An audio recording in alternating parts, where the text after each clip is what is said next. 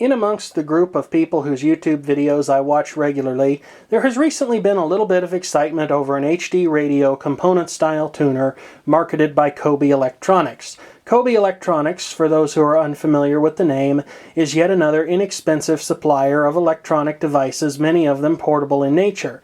Despite the cheapness of their products, I've had many of them over the years, and they've lasted quite well, most of them having been personal AM/FM cassette-style headphone personal stereos. Cheapness is definitely one of the things that attracts people to this HD radio tuner that I'm about to show you, as it's available for sale on eBay for about $30 or Amazon for $50 if you do your shopping carefully and make sure to do your homework. The other thing that makes this tuner particularly interesting is its hidden capability of decoding analog AM stereo broadcasts using the Motorola Sequom system. Now, AM stereo tuners these days are not exactly difficult to come by. In fact, you can see a number of excellent examples right here. However, at least the two in the middle, which are widely regarded as some of the best units out there, a Sansui TU D99 AMX and a Denon TU680 NAB, are both of expensive and hard to come by, and neither of them are exactly young any longer and may therefore require service. Now, the JCPenney MCS 3050 that you're looking at right now is certainly not a bad way to get into AM stereo, and it has the advantage of being a fairly common tuner. Yet, despite a very nicely programmed microcontroller and user interface, it's not the best performing tuner out there. And on the bottom is another halfway common option known as the Carver TX11A tuner. This thing, as far as I know, they tend to be reliable, but it's definitely a bit of a beast inside, I will assure you of that. When it comes to listening to HD radio or even analog FM, many people feel that the Sony XDR F1 HD radio tuner that you're looking at right now is possibly one of the best performing tuners ever made. Unfortunately, its AM section is nothing to get excited about, and for those people who have happened not to like the sound, they really haven't reacted to it positively. Unfortunately, this tuner is also discontinued and prices have gone through the roof. I am personally of the opinion that this is probably one of the best, if not the best, FM tuners ever manufactured and made available for sale. Now, all of that is certainly very interesting, but it's not the main subject of this video. You see, despite this unit's cheap price and its attractive feature set, there have definitely been some problems with reliability. At least one person that I know of has received a unit where the power adapter lasted for a very short period of time prior to burning out, and everyone I know who has purchased one of these tuners so far has discovered that the remote control does not work. Now, there's already been a lot of video coverage as concerns this thing's feature set and its sound. So the end goal of this video is going to be very simple. I don't ordinarily do unboxing videos because, quite honestly, I don't find them that interesting, and there's only so many unique things you can say about something before it starts to get very repetitive.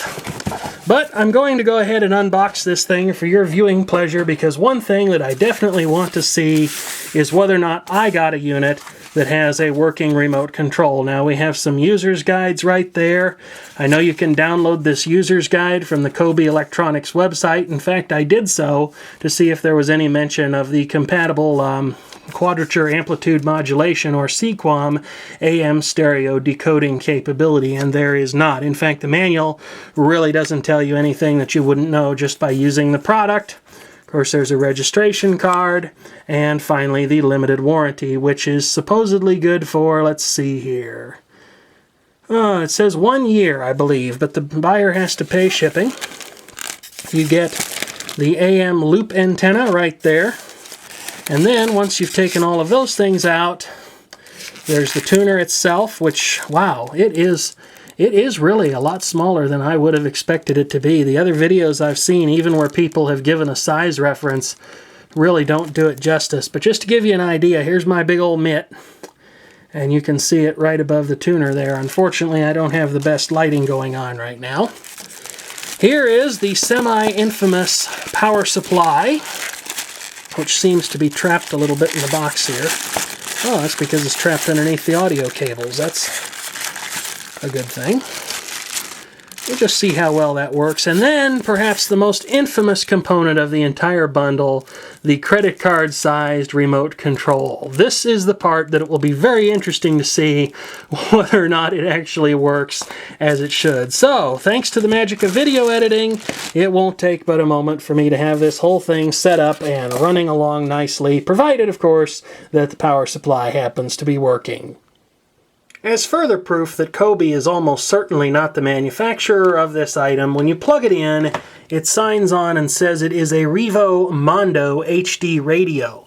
I don't know much about the Revo company, and their name is also mentioned on the infamous remote control, but it seems that over in the merry old United Kingdom, that they sell a version of this radio that is designed to receive DAB broadcasts as opposed to the HD radio system that we use here in the United States. So now, all I have to do is just hang up this FM antenna from somewhere convenient, go get a push pin and stick that in the ceiling, and then it'll be time to go ahead and try this thing out. Alright, continuing merrily along the way, I went ahead and removed the protective material from the battery cover. And the good news is, at least so far, doesn't seem that the IR emitting diode in the end of the remote is actually stuck on. So let's go ahead and just press the power button and see if this thing actually happens to respond to it. Oh, sweet. Well, at least there's one working remote out there. Let's see if I can find a station to listen to.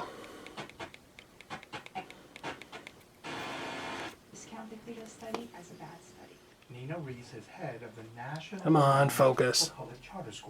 What's interesting about the Credo study, more than anything else, are the findings for African American students in poverty, for Hispanics. Well, to my great surprise, down here in the basement, it managed to accomplish HD lock using nothing more than the wire antenna that came with it. So that's really pretty impressive. Of course, most of the people who have talked about this so far, all of them that I know of, to be quite honest about it, have mentioned that the reception is actually pretty good on FM, considering that you just get a permanently attached wire antenna, which was a little bit of an unfortunate design decision on Coby or Revo's part 1, but it could definitely be worked around. There are certainly approaches to dealing with that, but I'm just tickled that I got a working remote with this set. Of course, how long it actually continues to work, I don't actually know, but for right now, it seems to be doing quite nicely. There's the second HD feed on that station, and there's a third one. Fellow YouTuber LMole3 found an HD station that seemed to have a fourth stream that was being broadcast, something that I have never seen before, and that I personally did not know was actually possible. This station's carrying HD content as well, but it doesn't seem that it's getting a lock on that. Let's see if it's actually hearing anything. Not very much on the analog FM end of things. So I'd say it works okay for what it is, but the longevity will definitely have to be determined down the road. Now I wonder if it's actually possible, these all say presets on them, but I wonder if it's actually possible to go ahead and enter a frequency directly with the remote. Okay, that's the menu button. I didn't want that. Let's just try this here. Nope, it doesn't look like you can enter a frequency directly via the remote. It looks like it's the numbers on it are solely for choosing the station memory presets. Something else that's been mentioned as being a problem with this unit, even in cases where the power supply itself actually happens to work, is severe noise contaminating the AM broadcast band. I'm pleased to say that I don't seem to have that problem with this one, if you give it a listen. You can't hope for much reception down here in the basement, but at least the noise level does not seem to be particularly obscene. There's just a little bit of static crackling and popping going on in the background. And to give you an idea of how that compares to the AM tuner in this Technics SA550 receiver, I'll go ahead and switch over to it here in just a moment. But headphone users, you may want to turn down the volume before I do, okay? Alright, that warning out of the way. Here's what the built-in tuner on the SA550 is picking up on the AM band. I think you'll agree it's a good bit noisier.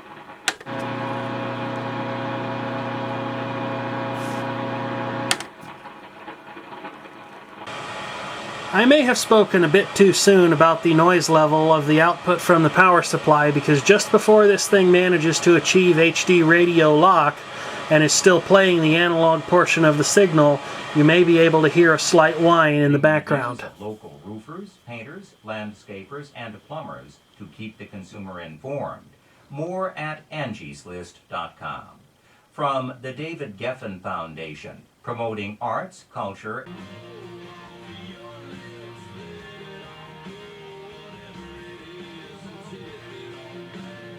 Of the various videos that I've watched discussing this Coby HD radio component tuner so far, nobody has answered the one question that I've been really curious about, and that's what's inside this thing and what makes it tick. So I have gone ahead and broken out my golden screwdriver, thrown caution to the wind, and taken a look at this thing. This thing is not terribly hard to take apart. There's just 4 screws on the bottom, 2 of which are covered up by these rubber plugs that press into the forward-facing end of the unit. And then it carefully pivots apart, being mindful of the double-sided sticky tape that's actually being used to hold the display window that you can see right there in place. And once you've done that, you have pretty much unrestricted access to the insides. The display board comes apart very easily. And as you can see, there's just a dot matrix style liquid crystal display there with LED backlighting. So the backlight on this ought to last a good long time, provided it's not being driven too hard. I noted with great interest the text that is printed on the circuit board. Come on, camera, I know you can do it. There we go. You can see that it actually says DAB 705 version 1.5, dated the 19th of April 2007, right there above the infrared remote control photo sensor diode. On the back, you can see the date of manufacture. Now, some people claim that HD radio has been a flop in the marketplace, and I'm not totally inclined to disagree with that, because as you can see, these things have been sitting around for a while since at least the printed circuit boards and the parts that were on them were manufactured. That's right, that reads the 23rd week of 2008. Now, the button board on top is a little bit curious. There must be some kind of a, whoops, that probably broke it. There must be some kind of an encoding or multiplexing scheme going on here, because as you can very clearly see, there's only 2 wires in the connector that plugs this into the rest of the circuitry. And then, of course, there is the rest of the circuitry, which just lifts out of here, being careful not to rip the wires off the piezoelectric buzzer at the bottom of this thing. That's where the alarm sound is actually generated from.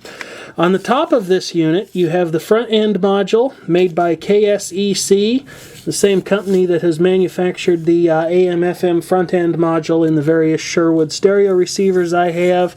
You can see that it is marked HD radio, though the HD part is obscured by a bit of glue. There is a Texas Instruments digital signal processor right on the board. This would probably work better if I turn the camcorder's built-in light on. You can pause the video to look at that if you want to look up the numbers on it, but it is a part of the TMS320 DSP family, a very long-lived and popular product line used for everything from graphics processors to HD radio decoding. And then there is an e-tron Tech random access memory chip, probably 8 megabytes in size, most possibly used as scratch pad and buffer memory for the DSP. On the bottom side of this circuit board, you see a Core River Midas 3.0 family 8052 based microcontroller. That is probably responsible for handling all of this thing's timekeeping, housekeeping, and user interface functions. Though rather interestingly, there looks to be a blob onboard display decoder inside the unit as well.